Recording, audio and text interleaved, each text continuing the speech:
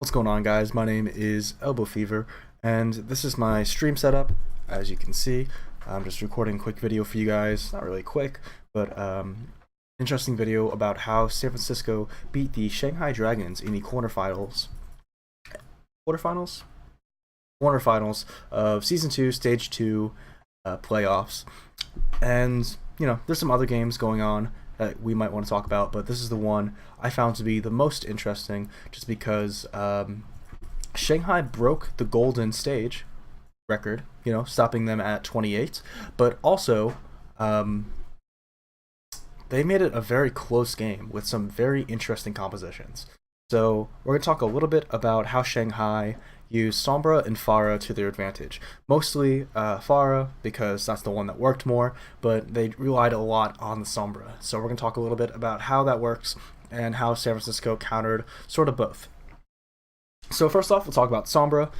In the beginning, they pretty much predicted, San Francisco predicted that Ding was going to be on the Sombra for this map, so they're running a very weird composition. It's not really goats, even though it kind of looks like it. It is a quad or it's not DPS. It is a quad tank setup, and this is something very old. They used to be run with Anna because Moira wasn't even in the game at the time.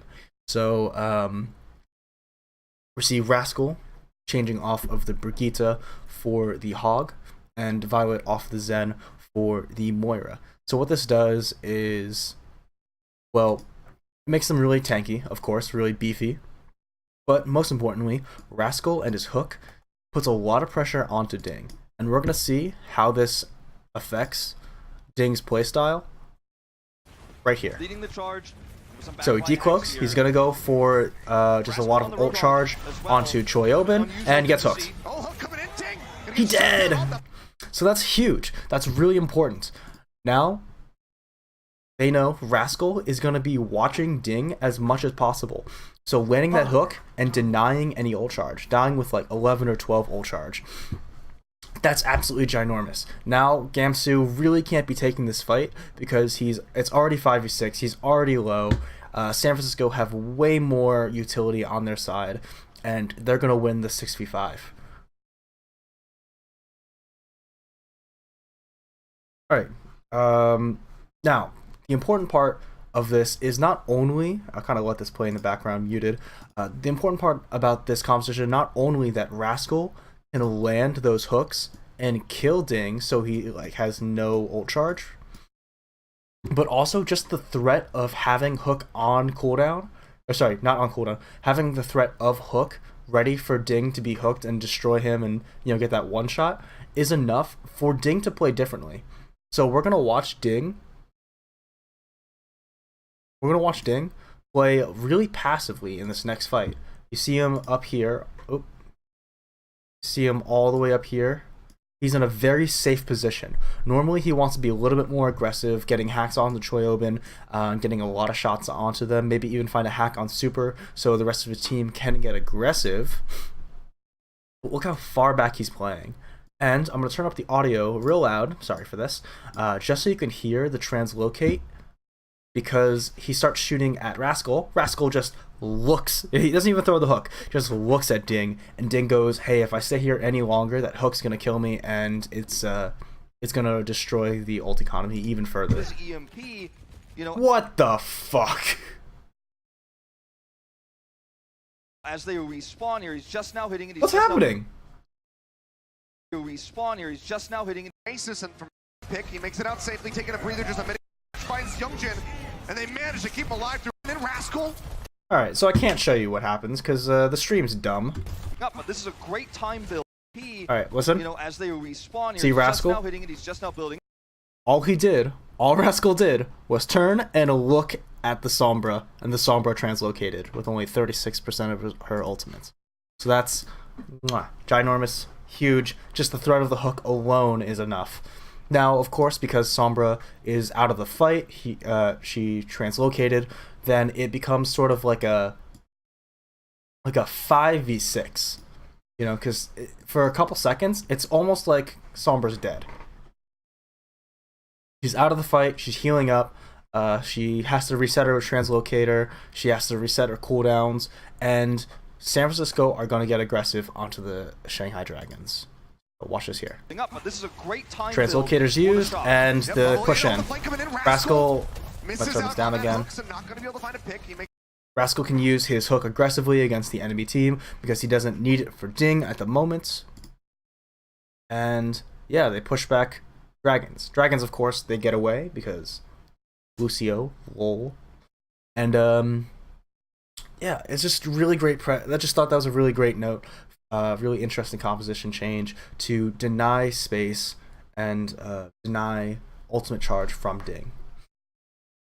Okay, so that's really well played on the side of San Francisco. We talked a little bit about when you should get aggressive with San Francisco when the translocator is used. Now we'll talk a little bit about how ults are to be used on the side of San Francisco and how they get really aggressive with it, which what they want to be doing, they want to be playing extremely aggressive to make sure Sombra doesn't have any value. So where is this timestamp? 11:30. Right. Alright, so this situation, we have Sinatra almost at his Grav. We don't really care about Super's ultimate too much, and we have Violet and Rascal's ultimate. Now, the reason those are important, all those threes I mentioned, is because Ding is coming up on Sombra's EMP. Now, on the other side, Dragons do have both support ults, and I mean all three support ults, I guess, but the two actually important support ults and the ults for use for engagements. The reason I highlighted these two ultimates over here is because against an EMP, the strongest ultimates against them are Moths, Violets, and Rascals. So using the armor will sort of still apply armor after the EMP goes off. It doesn't cancel out. Same thing with Transcendence. If you're in Transcendence, the EMP does absolutely nothing to you. So these are really important to be using before the EMP goes off. And Sinatra is going to be getting this grab, and as soon as he has it, is going to be using it as early as possible before the EMP can be built up and used. The reason they do that is when the grab is put out there and the EMP is used, San Francisco can't retaliate. They can't get aggressive on any EMP targets because all of a sudden they're stuck in the graviton. So this is really, really well played on Sinatra's part to grab before they can get the EMP off and make sure that the EMP gets as little value as possible. Walk straight. I love that. Walk straight past the Reinhardt. There's also no since the Sombra is being played. There's no diva to stop Sinatra.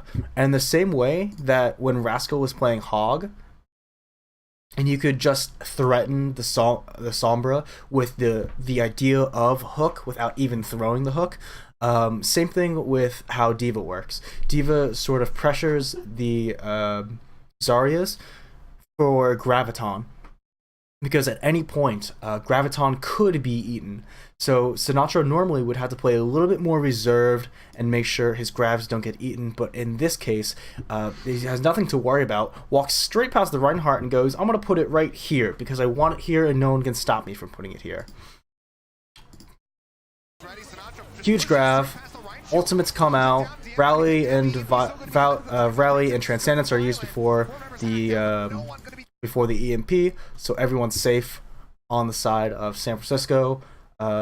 Ultimates on Shanghai's side have to be used to survive the Graviton because the Transcendence allows Super just to get super aggressive into the ultimates. Youngjin rallies to re-engage. It's, team fight stuff. Something I really don't want to be talking about right now. So that's how, using ultimates before Sombra can EMP is super important. Now, what do you do if Sombra has EMP and you don't have ultimates to invest? Well, actually, great example at 33:48. So let me find it.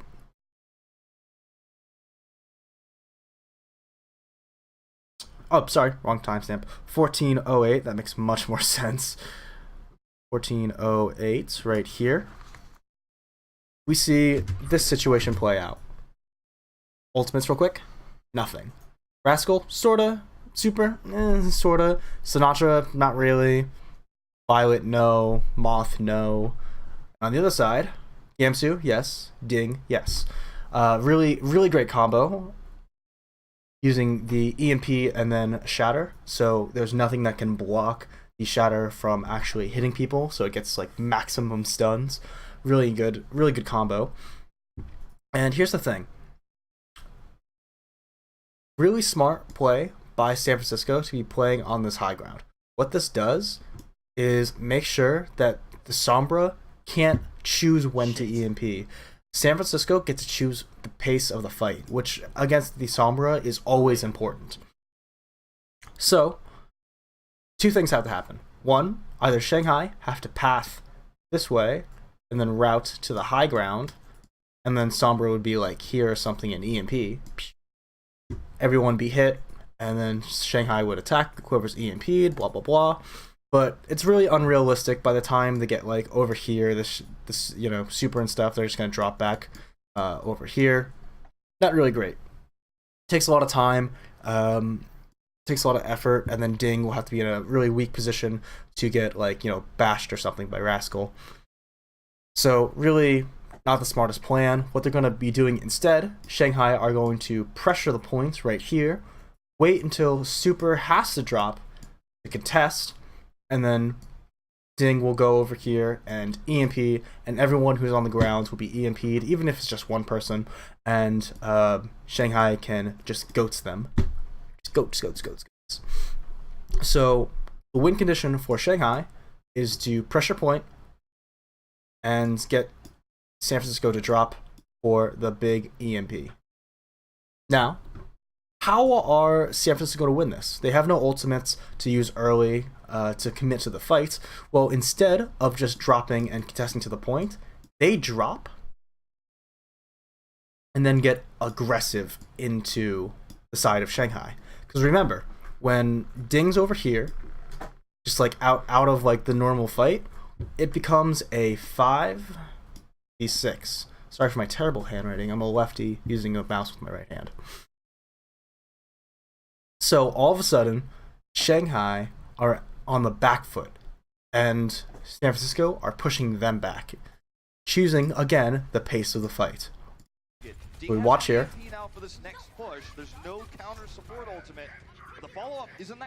They start pressuring points. It's already like halfway, and then San Francisco choose to drop. Not only do they drop, but they start swinging and they start pushing in. And they're committing ultimates, and they choose a target, and guess who dies? Youngjin goes down to the focus fire. Now, that pick is enough to force Ding not to use his ultimates, which is really important. But just that aggression alone is enough to burn cooldowns, to take out Armor Pack, to take out Bubble, to get that shield low. Maybe even force out this ultimate before the EMP can go off. San Francisco's aggression is enough to make Shanghai not be able to follow up on the EMP, even if it was to be used. So San Francisco win this battle, even though they have no ultimates, and Shanghai have a really great combo in their back pocket, just because San Francisco choose to not just drop and contest, but to drop and to fight. Getting really aggressive, going aggro against the team with a disadvantage of numbers. Pushing forward, Youngjin just going to be taken down, so maybe wants to hold on to the EMP for a bit longer. We'll go ahead and then Ding translocates out. Easy win on the side of San Francisco. Wow. Oh, I hate that new ringtone. So annoying. I gotta change that if I can. So, we talked about committing early, using ults early when Sombra has the EMP ready, and then we talked about what do you do if you don't have the ultimates to commit early, then you just get aggressive, so Shanghai can't even commit afterwards on the EMP targets. But what happens when Ding doesn't even have EMP? What are you supposed to do? Well, there's a few triggers to get aggressive when it's like a 5v6.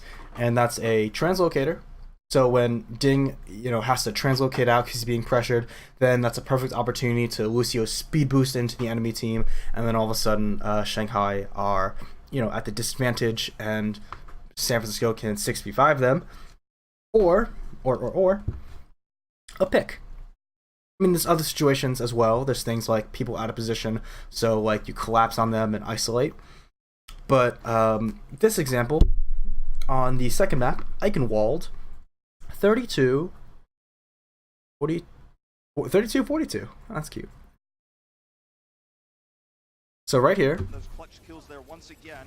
A lot of distance to grab as well. this isn't the fight, is it? Oh, sorry, 32. I'm at 34. I need 32. So in this fight right here, we have Shanghai attacking. They do not have ultimates. They have Youngjins, so they could use that to rally and sort of engage with, and Luffy will get his ultimate pretty soon. And on the other side, we have Sinatra's ultimate. Pretty powerful, but alone, they pretty much just have to swing into it, and Rascal can use his ultimate to engage, but Sinatra can use this very aggressively, as we talked about before. Able to do this despite a late So, back to the you gotta wait for the triggers. What are the triggers again? To get aggressive, translocate out, a pick, isolating a target, or Sinatra just can grab like you did last time. Against EMP as well, and so it's massive how much time they should be able Okay, to buy through. and look how fast they come around the corner. I just love this too. They're just like, boom, we're here. Boom, boom, Luffy's dead. He can't build his ultimate charge up. He won't be able to have Transcendence for this fight. And all of a sudden, Sinatra's like, I don't even need to grab anymore. We just win. So that pick alone and that aggression afterwards is enough to kill Gamsu, kill Luffy, deny ultimate charge, and save Graviton for the next fight. Now Super has his slam. Choyobin's building up to his bomb. We have Violet and Moth building up to their support ultimates. And just that one pick alone and that aggression afterwards is putting San Francisco at a huge lead for the ult economy. Alright, I thought that was just interesting. Now it's time to talk about Farah. We're going to go back in time a little bit and talk about a couple of mistakes that San Francisco were making against this Farah composition. And first of all, they play the Hammond comp, which we'll look at 2744. Here we go. Alright, so right here, let's look at comps real quick. We have San Francisco running pretty much their standard, but instead of Violet making a swap onto like a Moira or something, we're taking the Brigitte out and we're running Rascal. Rascal on the Baptiste. Now, reason we're doing that is pretty simple. Let me hop into the game to actually explain this a little bit better. Give me bap. Oh, I got a long walk to go. Is there any way to make him go faster? Okay, so they have three really important heroes on the side of Shanghai that sort of make and break the playstyle of San Francisco, and that is Youngjin on Doomfist, Gamsu on the Hammond, and Ding on the Farah. Now, the reason these three are important is because all three thrive in open areas. So like on the point right here, this is where these three characters are going to be doing the most. So how do you counter a Farah, a Hammond, and a Doomfist? You play indoors. Look at this area right here. Look how safe you are. If Doomfist comes in here, then his uppercuts are extremely weak because, they just keep hitting the ceiling like that. Farah has to come extremely low and at a very dangerous angle, like enough angle where Reinhardt can swing at them just to land rockets in the back of this right here. So you can play from here, you can play in this little place right here because you have a ceiling, and the last one is right here. This place is pretty safe too. I prefer playing over here just because it has the most options. You have Mini for safety, you have stairs, Baptiste can jump out, if you're getting goat stoned, you can go upstairs or out this way, Just a lot of different options. Over here is pretty decent just because for the most part you'll be fighting around this corridor right here. You have an escape route if you need it. You can drop down even mini over there, which is a little bit risky to go for, but you know, doable. And my least favorite, but has its advantages, is this little corner right here, just because you can cut off routes to the point from this side or this side, so you have options against whatever way they are running, which is can be really powerful. But personally, it's just a little bit vulnerable for my taste. You could go in here, but there's no real fast way to get around and take a different angle. The retreat routes kind of just take you out of the fight, which isn't great. And yeah, the minis here, but you're just gonna get spammed down from like this one little spot where Farah can just easily rain rockets. So you know, in these little rooms, Hammond can't get a slam off, Farah can't get rockets, and Doofus can't get uppercuts. So that takes a lot of utility away from the side of Shanghai Dragons. So that sounds pretty good, right? What the fuck does San Francisco do? Low, but he'll get top back up here. What are you doing? What are you doing?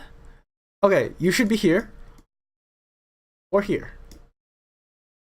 And the reason Baptiste is really nice, that I forgot to mention actually, is that from either of these positions, and mostly this one, you can reach over here pretty easily.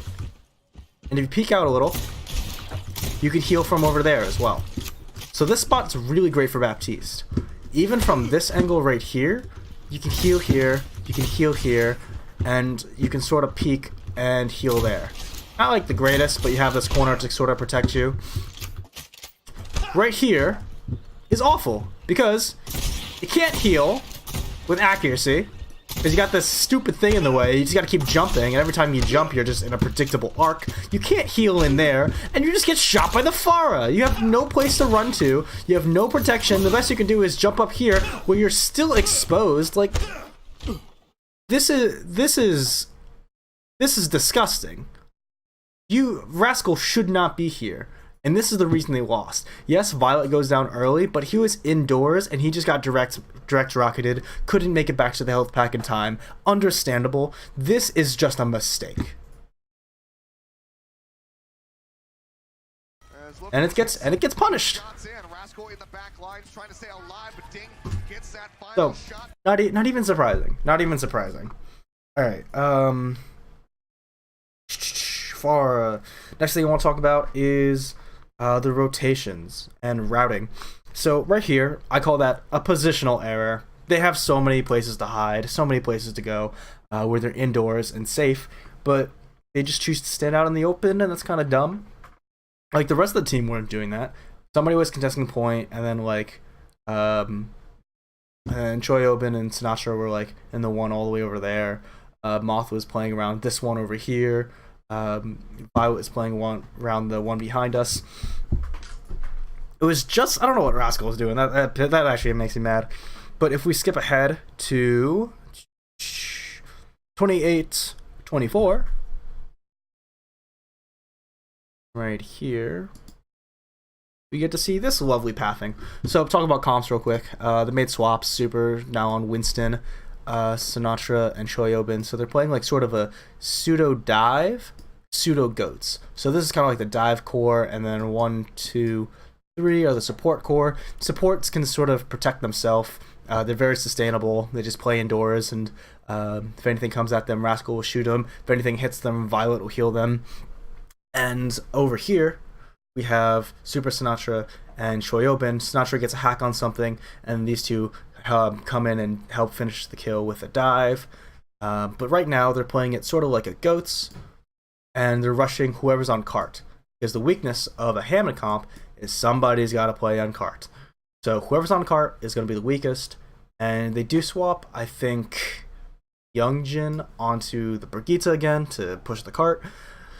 But that just means this crew right here is going to come up and try to kill Youngjin.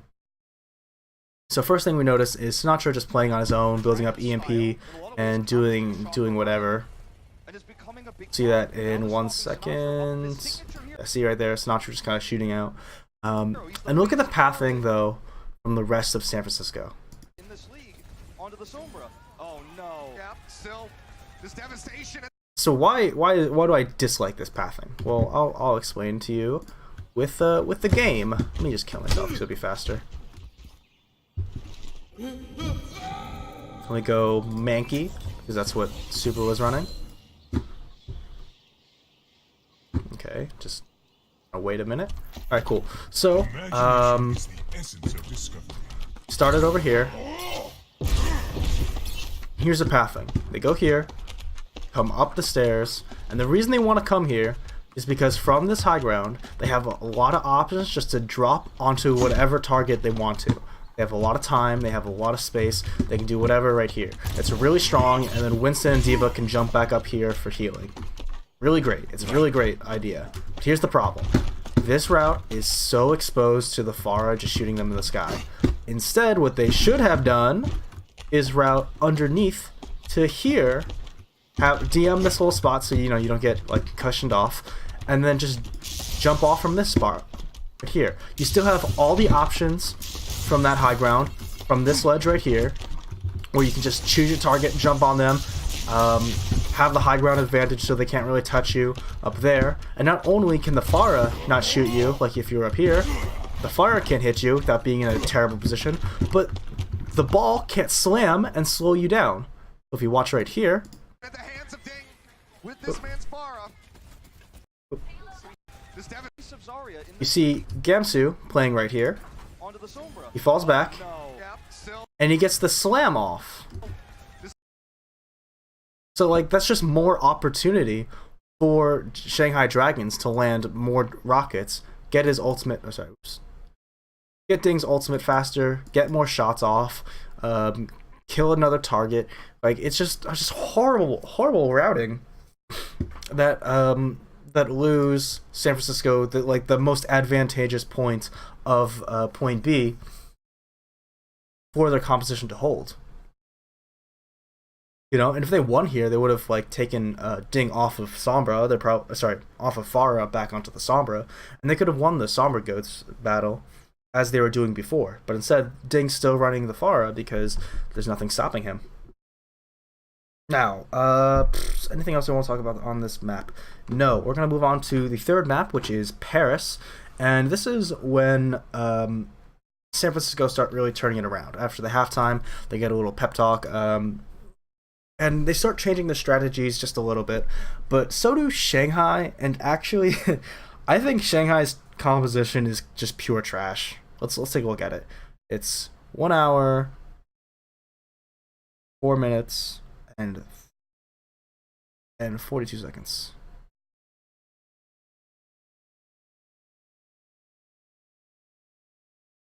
Come on, where are you? That's it. They try to separate them. Bubble has to be I used. think it's too early. Back up a little. Here we are. All right, so let's look at compositions real quick.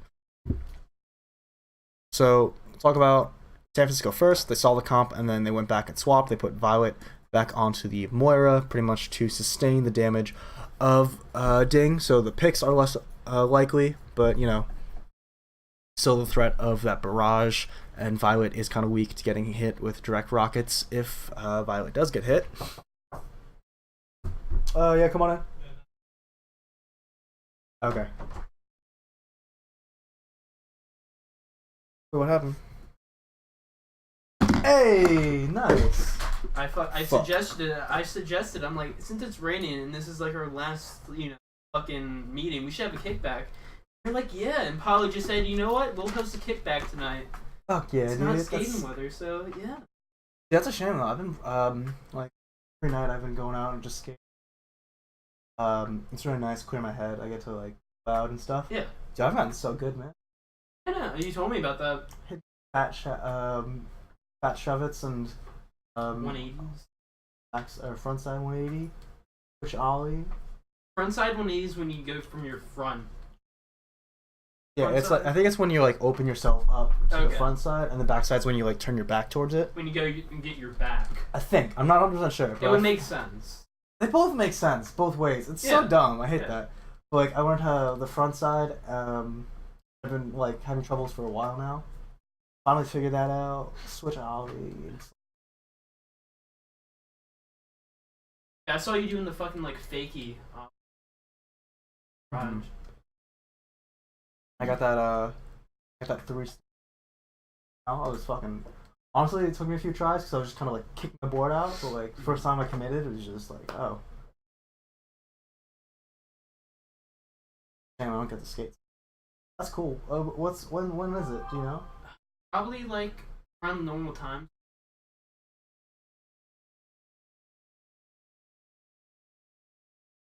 All right, that's cool, dude. That's great news, though. Are you like up for going or? No, I don't want to go.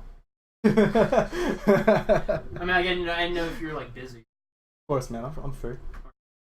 All right, sweet. Well, I gotta edit this video now. Fuck.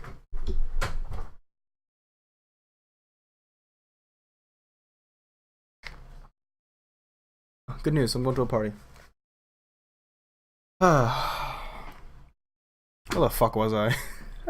Alright, talking about compositions, we have Violet swapping over because they saw Lafara, and pretty much that's being used to keep everyone up, everyone sustained.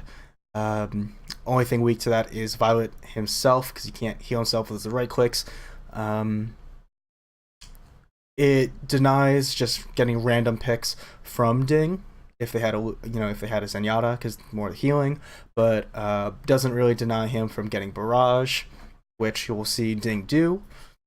And I just want to talk really quick about this right here. This is trash, like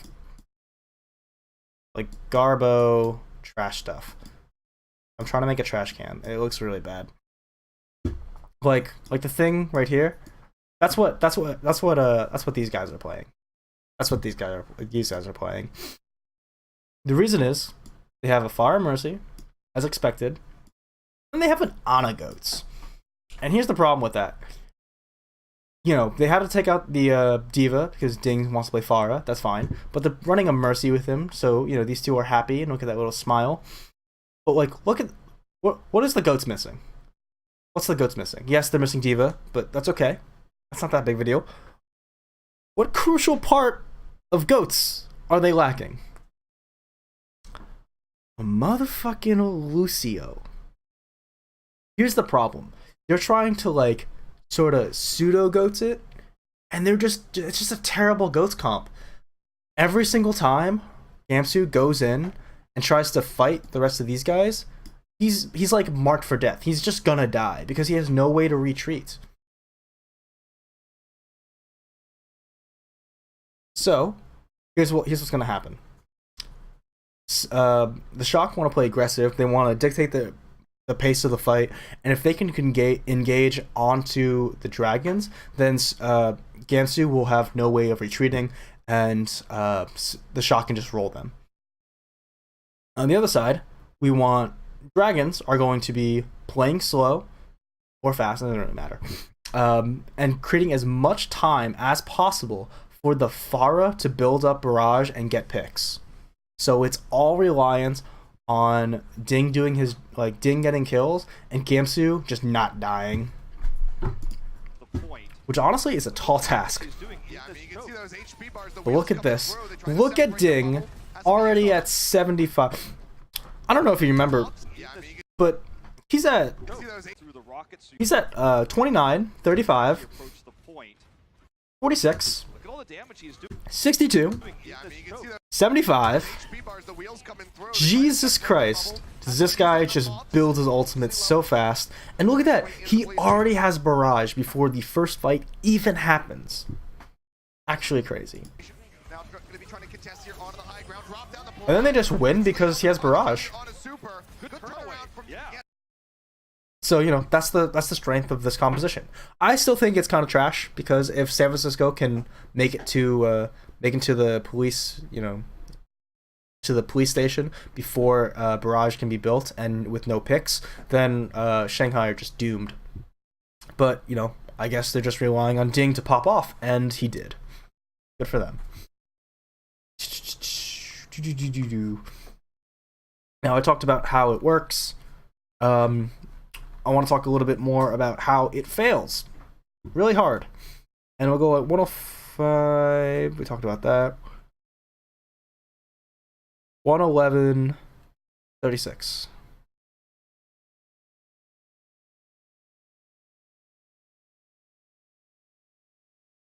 Okay, so I thought this 112, 36, my bad. So I thought this is a really cool adaptation in playstyle from Shanghai Dragons. So they know if San Francisco take the fight to them, they're gonna lose because they can't retreat. So how do they minimize the value of Lucio on the side of San Francisco?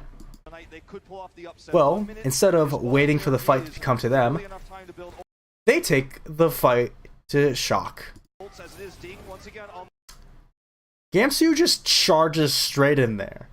Rascal gets hit with an anti. Looks like Sinatra is in the pin, but Rascal can bash it out. So 2 are stunned, 1 is antied, and Gamsu is in the fight. He has bubble, and he's about to get armor back. Ding, in this chaos, in these stuns, in these antis, is able to pick off Rascal because he can't heal. He can't heal anymore. It's gonna be Rascal taken down first and foremost. Shots being landed. Super does kill Youngjin. Coma goes down. I don't know how that happens. And then Gamsu's gonna go down as well. But here's the thing. That was expected. No, stop it. Honestly, these 2 should die. Maybe even these 3 should die in this fight. Ding just has to pop off. Ding has to get more value than these 3 dying will get for Shanghai. Or sorry, for the first shot. So again, all on the back of Ding. He gets 2 picks. Even gets 2 picks. DM gets 1. But Luffy goes down. Now, because Coma died in that fight, Shanghai have to give ground. If Coma doesn't die here, Coma survives and just sticks with Ding and dodges the shots from Choi Oben, this fight would be going to Shanghai, and San Francisco would have called for a retreat. But because both healers are down, and the only thing they really have to worry about is DM and Ding, because they took out Luffy, then, it's just an easy clap. Easy clap. Right? So, if you died, and you died, and you died, DM could have survived, Ding could have kept shooting, Coma could have pocketed either or. Super died, Moth died, and Rascal died. These 3 are not enough to deal with these 3. Because Ding is getting so much value. But because Coma goes down, and there's no healing on this side, no pocketing, San Francisco make the call to go aggressive. And it wins them the fight. San Francisco do take this point. Alright, talked about how it fails, and last thing I want to talk about is map 4. San Francisco, how they adapt on Rialto to really fix some of the stuff I was complaining about in the first half, talking about routing and positioning. Yep, they win. Congratulations. Let's go to 123.54. So close. If it was 45, it would have been 1, 2, 3, 4, 5. Saying. Instead of 1, 2, 3, 5, 4. They're pretty close. Okay, so here we go. They don't expect this composition again, so there's see Violet running a Zenyatta, Zengoats. He's gonna swap to Moira after this concussion comes out, and he goes, "Oh, okay, so time to go back." And here's the composition. So same thing as we saw before, same exact thing. Now here's where it changes. Get out of here, and we're gonna go to settings, apps, done, escort, alto, our match. Welcome We talked about how on first point Eichenwald, you're supposed to sort of stay in cover.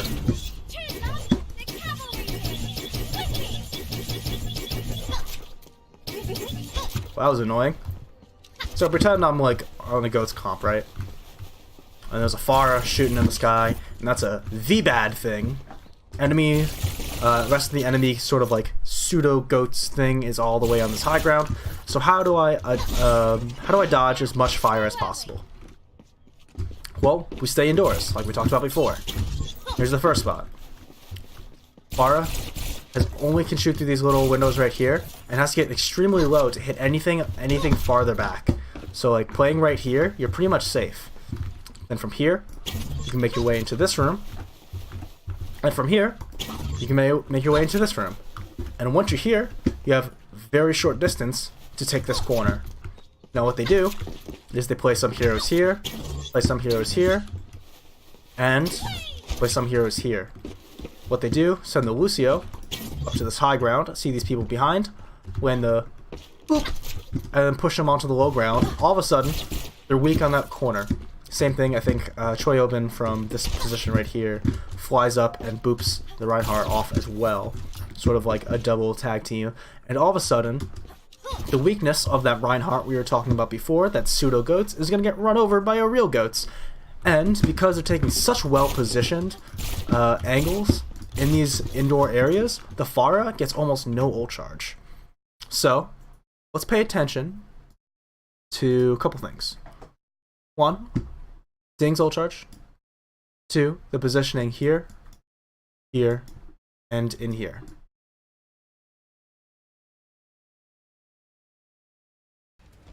Rocket's still going to be raining down from above, but so far So, no angles, no real angles for Ding to find. Everyone's just kind of moving in and out of these little areas. Got a ton of damage, only 13%, and boom, there goes the boop from Choyobin, and then Moth takes out DM. No, not quite. All of a sudden, now Ding has an options to land shots, but it's too late. At this point, the side of San Francisco are just rolling over whoever just got dropped down, and Gamsu, even though he has bubble, is gonna die. Luffy gets destroyed, and DM stuck here can't really do anything except apply a bubble. And there goes Luffy. Soon you'll see a really great whip shot right there. Soon we'll see Gamsu go down, even though he takes one with him. Doesn't matter. And then what is DM gonna do up there? He's gonna like feed a little bit and die. Yep. Jeez, his body went violently. So that was a really great adaptation. Talking about the routing, talking about positioning, and a really great plan to get off, knock off Shanghai's tank off the high ground so they can, again, control the pace of the fight. Last thing I want to talk about is Shanghai on defense. We're going to go to 1 hour, 32 minutes, 19 seconds. 132.19.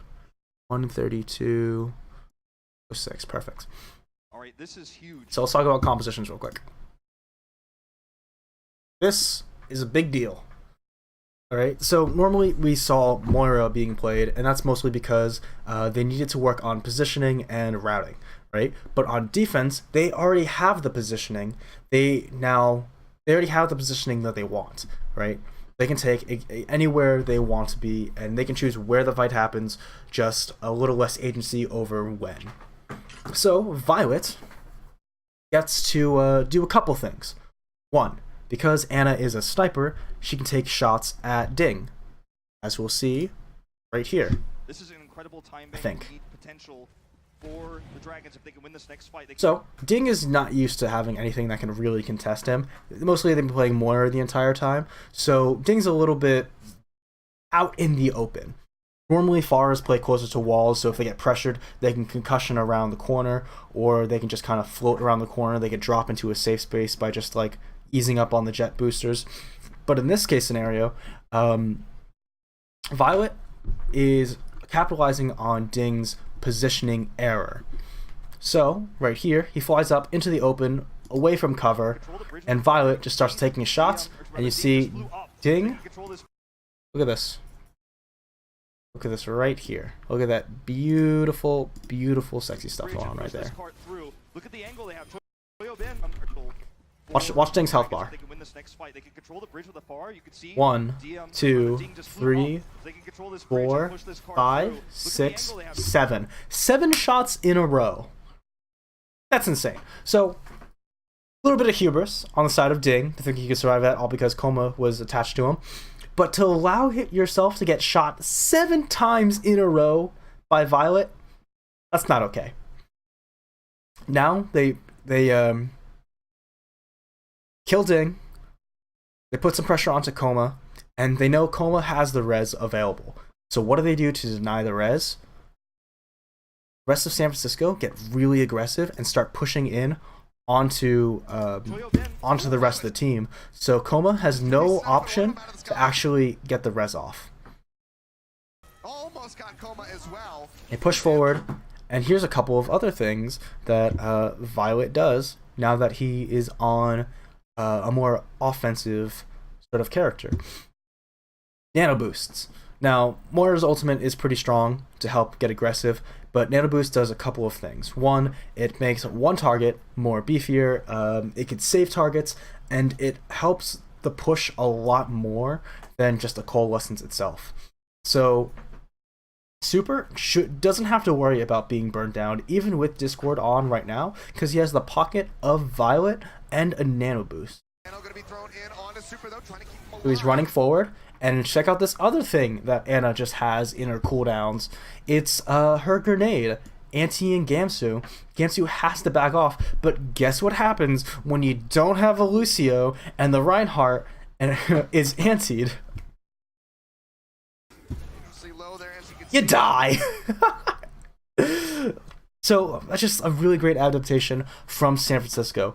From the first half to the second, we see them struggle against the Pharah and start to adapt to it. So during the second half, even though they did squeeze out Paris, during the second half they squeezed out Eichenwalds, but during the second half in Paris and Rialto, you see a lot more committed to the fight, a lot more adaptations, a lot better routing and positioning, and this all just builds to an easy victory against Shanghai. And against a worse team with worse coaching, they would have gone to the halftime and not given the advice that they needed and come out just as weak and maybe even weaker mentally against this Pharah that kept raining down justice from above. So really, really impressive stuff on both sides. San Francisco making sure that they're not getting stomped by this weird composition that Shanghai are throwing just out of nowhere. Kind of a trash composition, really weak in my opinion. But also, Shanghai for being creative and trying new things. This is something that didn't necessarily work, but it definitely shook things up and gave them a chance. So really, really cool stuff coming out from both teams. I really enjoyed this match, and even though we didn't get to, I didn't get to talk about the London game, which is technically the bigger upset, and not a big surprise San Francisco won. I just thought this game was so fascinating to watch. And if you want my opinions on the London game, I'll just give it really quick. London just threw. Their ult economy was absolutely horrible. A couple of really, really bad positioning errors, like Fury getting demeched. They had some pop-off plays, of course. Fury, just a hungry, hungry boy. But a lot of times, it wasn't.